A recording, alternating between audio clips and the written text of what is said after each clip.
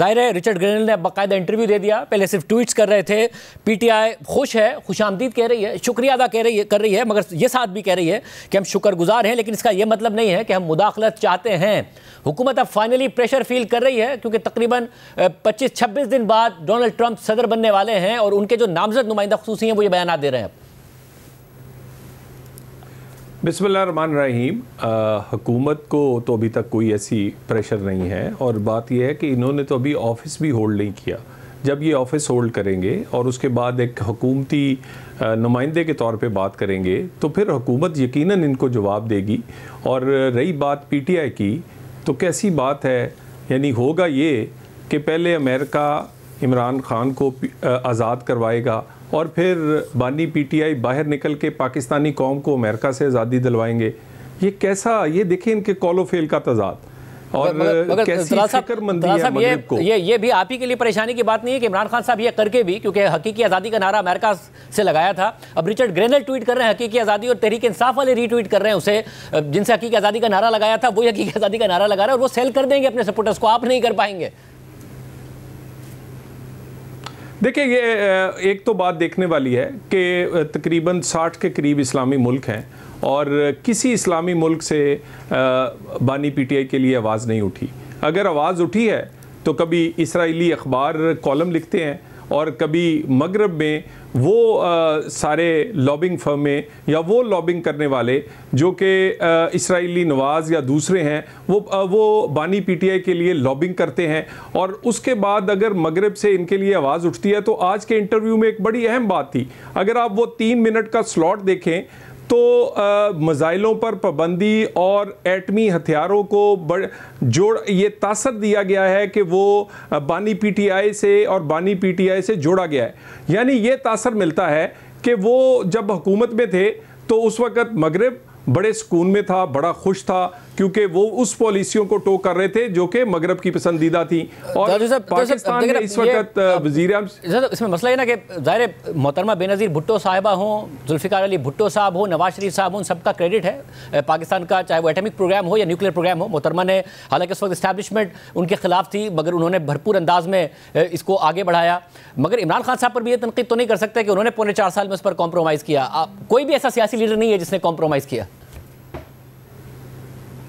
देखिए, मेरा ख्याल है कि आज के इंटरव्यू में तो तासर बड़ा क्लियर मिल रहा है और ये कि भी ये सारी चीज़ों की कोई ना कोई रेलिवेंस है। और दूसरी साइड पर इस वक्त की हुकूमत है, शहबाज शरीफ साहब हैं, जिन्होंने कैटेगोरिकली स्टांस लिया है कि पाकिस्तान का एटमी प्रोग्राम और मिसाइल प्रोग्राम पे कोई कॉम्प्रोमाइज़ नहीं होगा और ये 25 करोड़ लोगों की आज़ादी की हिफाजत की ज़मानत देता है। और नहीं तो पाकिस्तान शाम बन जाएगा, लिबिया बन जाएगा, इराक बन जाएगा, तो इस पे तो सोचा भी नहीं जा सकता।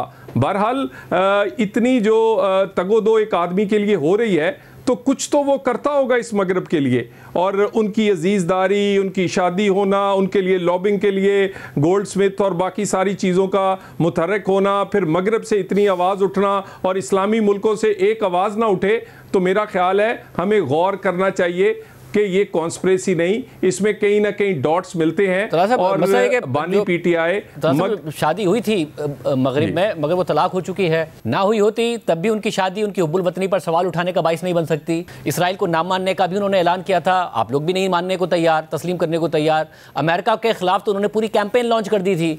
और तो ये तो फिर उनकी लॉबिंग की कामयाबी है कि कितना कुछ नहीं कहा उन्होंने अमेरिका के खिलाफ, मगर वहाँ पर जो नौमुंतखब इंतजामिया है वो उनकी रिहाई के नारे लगा रही है, रिहाई के मुतालबे कर रही है।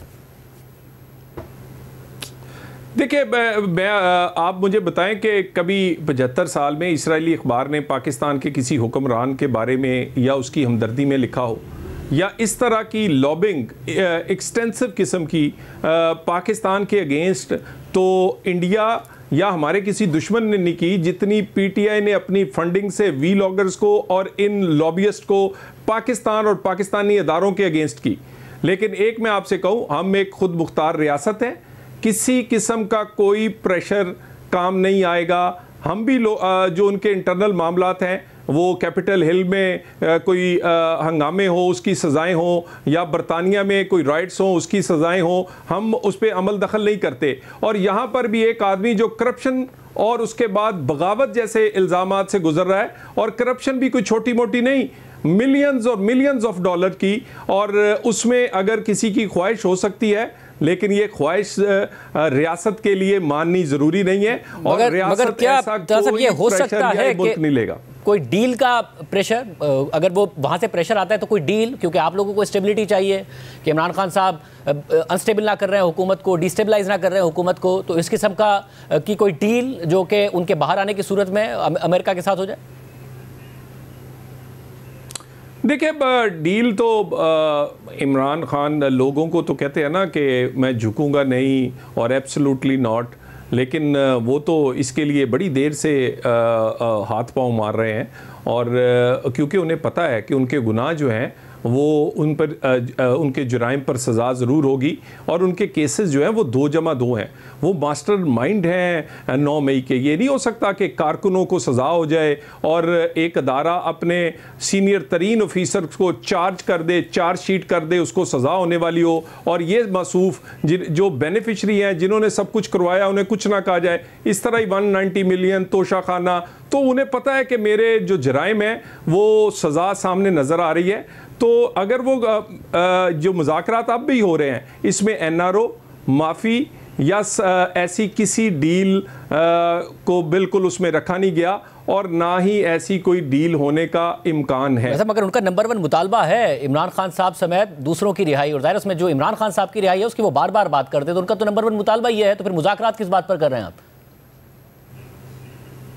देखिए, वो उनके कॉलोफेल देख लें।